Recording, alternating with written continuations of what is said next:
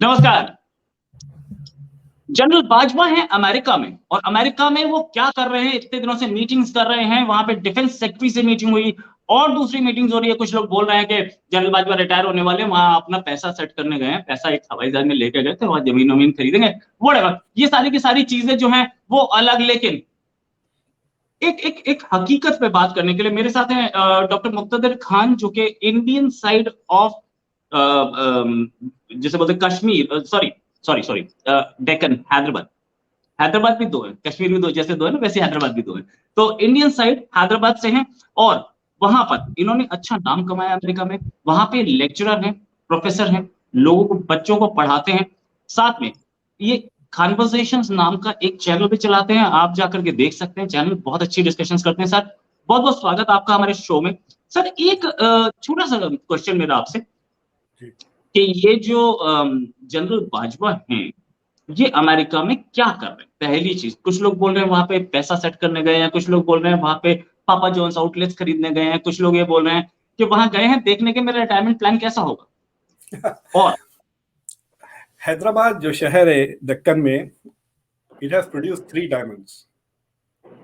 कोहिनूर भी Golconda diamond mines में निकला, और होप डायमंड भी जो यहाँ पर स्मिथसोनियन में है। मैंने उसको एक्चुअली 2 फीट दूर से, और तीसरा डायमंड को तो आप देख ही रहे फ्रॉम हैदराबाद। एनीवे, तो it is a very interesting thing. देखिए, जो कमर बाजवा की जो करंट ट्रिप है, it says many things about Pakistan and India, Pakistan America relations.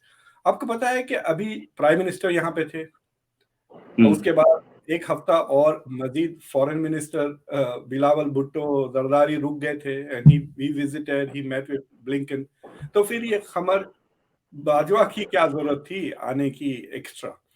तो मैं एक नई थियरी आपको प्रपोज करता हूं कि अमेरिका, जहां तक के पाकिस्तान का सवाल है, हैज 2 फॉरेन पॉलिसीज, एक टुवर्ड इस्लामाबाद और एक टुवर्ड रावलपिंडी। रावलपिंडी में फौज है और इस्लामाबाद में उनकी जो गवर्नमेंट है, इलेक्टेड या नहीं। So America is dealing with both the Pakistan, Islamabad as well as Rawalpindi. तो पहले इस्लामाबाद वाला चक्कर काट लिया बिलावल भुट्टो ने, अब अमर बाजवा।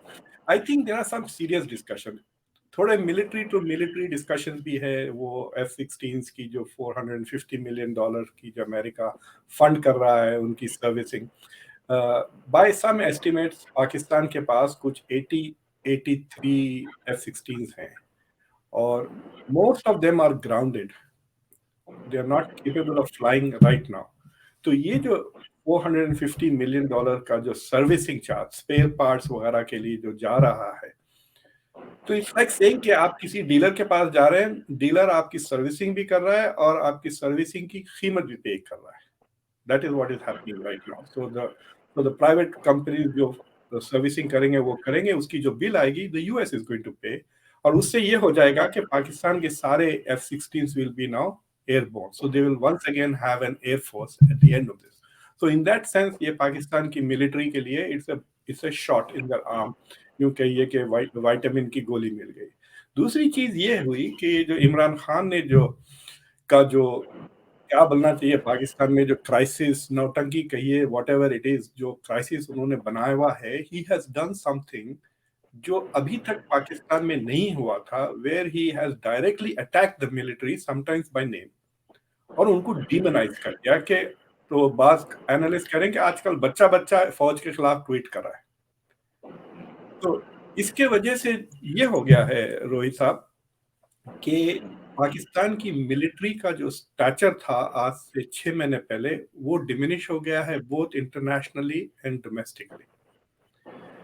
लोग कह रहे थे कि the reason why the international community was hesitant to engage Pakistan floods के बाद, बिकॉज दे डिडंट नो कि जो करंट गवर्नमेंट है कितनी लेजिटिमेट है।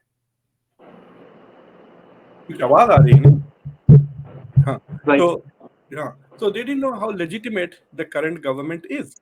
तो उसके वजह से what was going on was थोड़ा hands off approach था पाकिस्तान का। लेकिन जब से अमेरिका है सिग्नल टू द वर्ल्ड कि America is now somehow taking extra interest in Pakistan, तो समांथा पावर्स ने पाकिस्तान को विजिट किया, फ्लड्स को इंस्पेक्ट किया, वहां पे 20-25 मिलियन डॉलर उन्होंने दिए।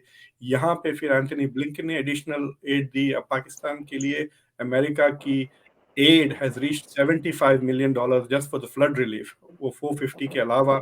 फिर आईएमएफ ने भी 1.2 बिलियन डॉलर कुछ अप्रूव कर दिया है। अब एशियन डेवलपमेंट बैंक भी पैसा दे रहा है। तो पाकिस्तान को काफी सडनली काफी पैसा मिलने लग गया है as relief. And this is basically the US signaling कि it is okay now to help and support Pakistan. लेकिन ये जो खमर बाजवा की ट्रिप है, it is a different trip. He is coming to resurrect the image of the military and resurrect the relations, जो military to military relations रही हैं US military और Pakistan military की, उसको वो फिर से मजबूत करना चाह रहे हैं। And he is going come here to say कि yes, Imran Khan is attacking us, but we are still in charge. तो मेरे ख्याल से this is the message he is giving in Washington. Yes, Imran Khan is attacking us in public, but in reality, we are still in charge. And also, it has become very clear that he is not going to seek extension.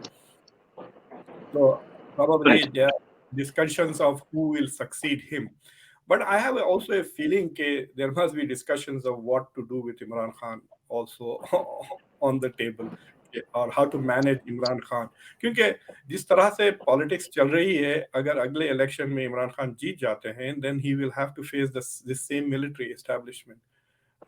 और पाकिस्तान की जो military है वो पाकिस्तान की economy से इतना connected है, इतनी ज्यादा कनेक्टेड है, खासतौर से रियल एस्टेट वगैरह के मामलात में, and they benefit financially so much कि यू कैनॉट, वो जो सिविल मिलिट्री की जो रिलेशंस है, जैसा कि इंडिया में मिलिट्री का कोई दखल नहीं है पॉलिटिक्स में, as it should be in a democracy.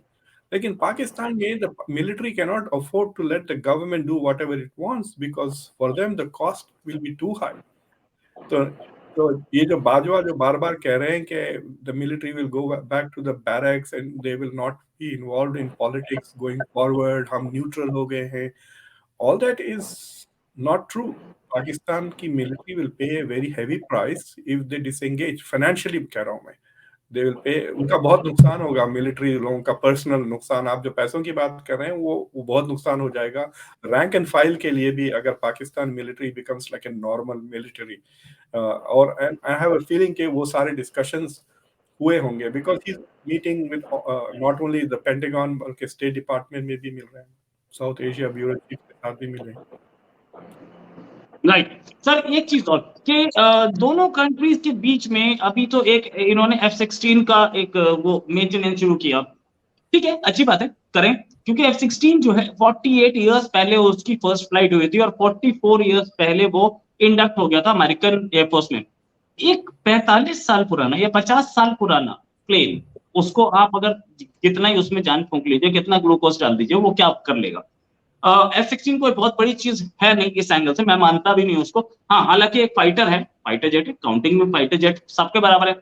हमारे तेजस के आसपास टिकता है कहीं जाके या कहीं नहीं टिकता है, बट देन व्हाटएवर, आप एक साइकिल को कितना अपग्रेड कर लेंगे कि वो मोटरसाइकिल बन जाएगी, चांसेस बहुत कम होते हैं सर। फैक्ट इज कि वहां पे बैठे हैं साहब और उसी समय एक एडवाइजरी आ गई, बाजवा साहब वहां बैठे हैं, उसी समय एक एडवाइजरी आ गई। एडवाइजरी ये आई कि अमेरिकन सिटीजन पाकिस्तान विजिट ना करें। अब ये क्या बाजवा साहब की इंसल्ट नहीं हुई? जो वहां बैठे हुए वो बता रहे हैं कि मेरा कंट्री कैसा है, he is trying to propagate his own country, और उसी समय एक एडवाइजरी दे दी कि पाकिस्तान बेकार कंट्री, वहां विजिट ना की जाए। तो मैं आपको हिस्टोरिकली और थ्योरेटिकली ये जवाब देना चाहता हूँ। तो जब बे ऑफ पिग्स यानी जो क्यूबन मिसाइल क्राइसिस जब हुई थी, उस जमाने में हार्वर्ड के एक पीएचडी स्टूडेंट जिसका नाम ग्राहम एलिसन है, अब वो बहुत मशहूर स्कॉलर है, he is a professor at Harvard, उसने एक एक्सप्लेनेशन दिया था कि हुआ क्या था। तो इन दैट ही सेड कि एक अप्रोच ये था standard operating procedure. Standard operating procedure होते हैं मिलिट्री के वगैरह वगैरह। तो अगर वो स्टैंडर्ड ऑपरेटिंग प्रोसीजर्स को, मिसाल के तौर पे अगर आपने आपके असिस्टेंट, अगर आपके पास असिस्टेंट है और आपने असिस्टेंट को कह दिया कि भाई जो है सो आप मेरे सारे गेस्ट मेरे सारे शो को 3 AM को सुबह में आप इसको प्रीमियर कर दें। Let's say you have said this. अब लेकिन you got a very special show, कोई इमरजेंसी हो गई and you want the show to go now. तो अगर आपने वो ईमेल नहीं भेजा अपने असिस्टेंट को कि भाई this all shows go at 3 but this one should go now, वो स्टैंडर्ड ऑपरेटिंग प्रोसीजर के हिसाब से वो फिर वो 3 बजे वो इंपॉर्टेंट शो को भी कर देगा और आपका सारा नुकसान हो जाएगा, कटिंग ब्रेकिंग न्यूज वगैरह सब चले जाएगी, right. So standing operating procedure, तो मुझे लगता है कि ये जो ट्रैवल एडवाइजरी है, these are standing operating procedures. State department एक डिपार्टमेंट है जिसका काम ये है, and unless they get an advising special input के भाई wait a minute, expedite this, slow down this, ये मत करो वो मत करो, run this by the secretary of states office, वो अपना काम करते रहेंगे। इफ यू नोटिस, उन्होंने ना सिर्फ पाकिस्तान के खिलाफ एडवाइजरी इशू किया, इंडिया के खिलाफ भी कर दिया है, सेइंग कि इंडिया भी ना जाए, कश्मीर ना जाए, इंडिया के साथ के कश्मीर को ना जाए। They have also talked about terrorism in India and crime in India, rapes के बारे में भी एडवाइजरी में लिख दिया है।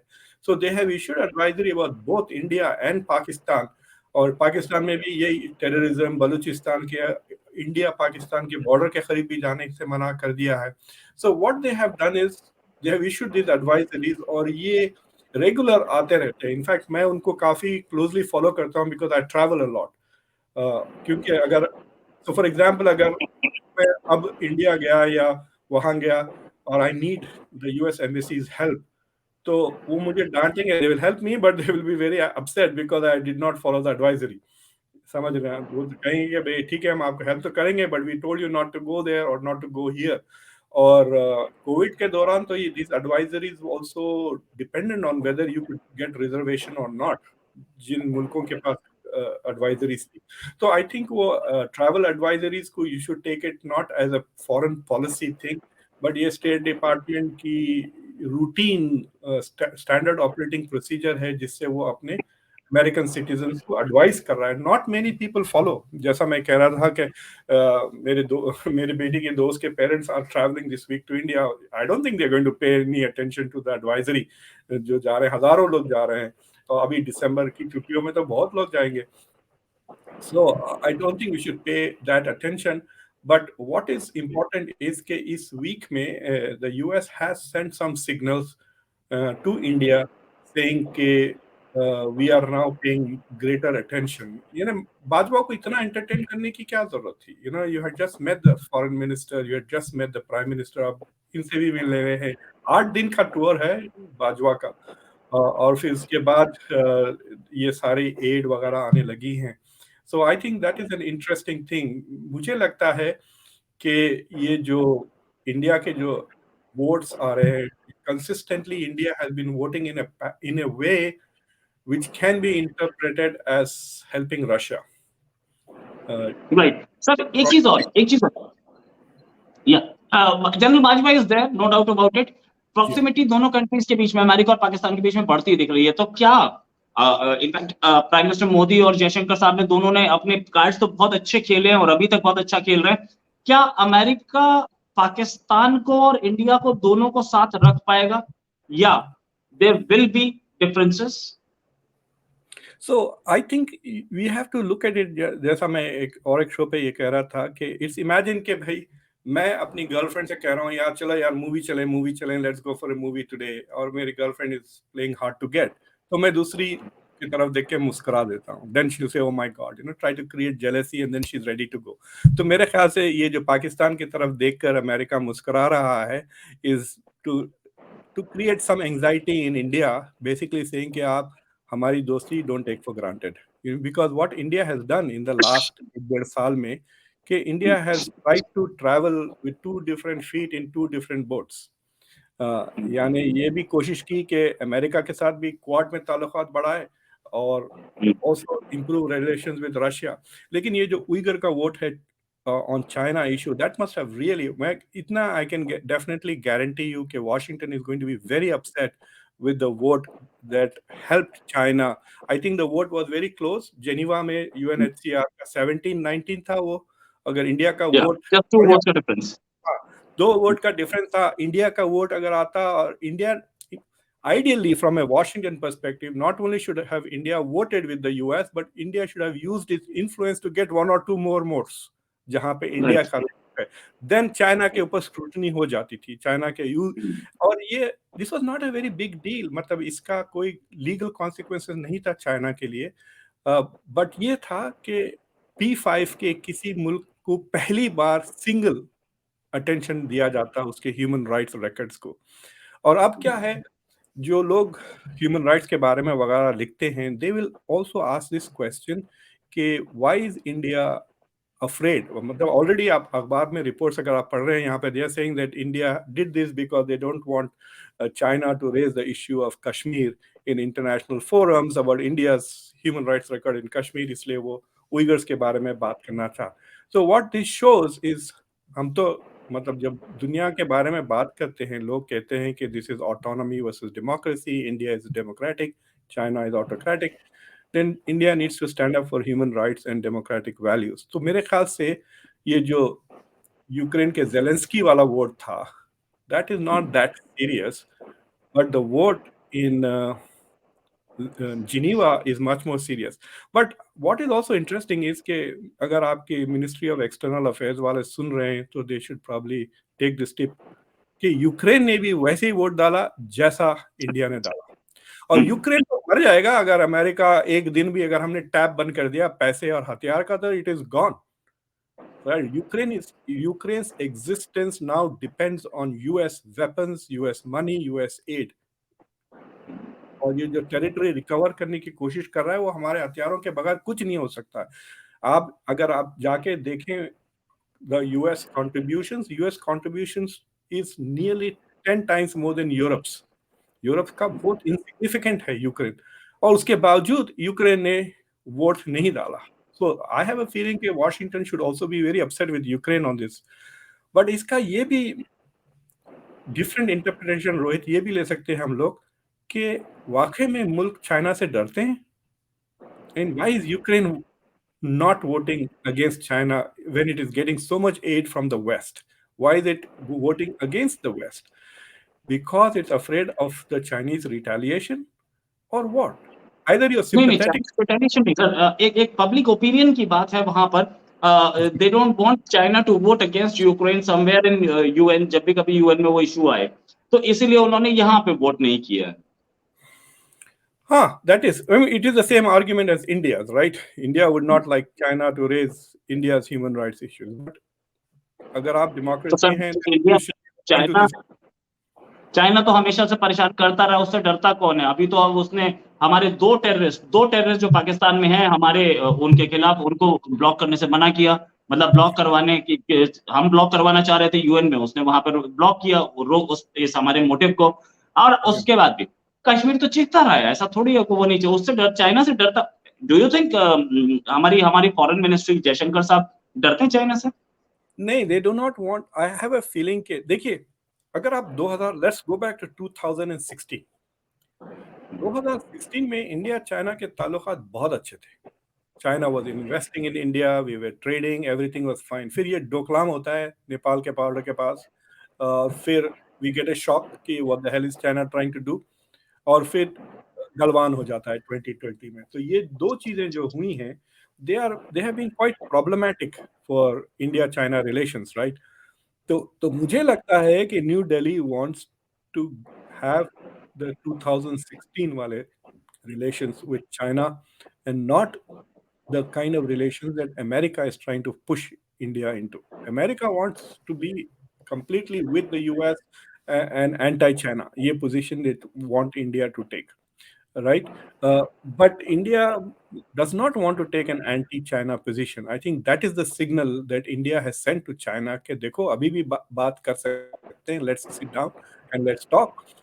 And I think what India should do, जो Shanghai Cooperation Organization की जो meeting होने वाली है इंडिया में, India is the president of that organization, they should have on the sidelines much more serious Indo-China discussions and completely normalize these relations. और फिर ये जो इंडो पैसिफिक का प्रेशर है वो थोड़ा कम हो जाएगा इंडिया के ऊपर। बट चाइना करते भी रहता ना, वो स्पाई शिप भिजा दिया श्रीलंका को। I mean who are they spying on, we know they spying on India. तो इस तरह के प्रोवोकेटिव चीजें करके it makes India feel insecure with regard to China's intentions, कि चाइना की राइट सर। इंटेंशन जी, तो फिर वो अमेरिका की ये थे, तरफ आ जाता है। राइट, ये थे मुक्तदर खान साहब, जो कि है तो इंडियन और दिल में इंडिया है। अभी नेशनैलिटी इनके पास अमेरिका की है, नो डाउट अबाउट इट, लेकिन दिल में इंडिया रखते हैं और इंडिया का ही वहां प्रचार करते हैं। इंडिया के अमेरिका से रिलेशंस में भी ये काम कर रहे हैं, वहां पे रह के बच्चों को पढ़ाते हैं, प्रोफेसर हैं, एक्सपर्ट हैं इंटरनेशनल अफेयर्स में। और हमने बड़ी मुश्किल से इनका टाइम दिया sir. Thanks a lot for joining us, और उम्मीद है आपके साथ एक डिस्कशन फिर करेंगे और एक नए टॉपिक के साथ। अभी के लिए सर नमस्कार, धन्यवाद। Thank you sir.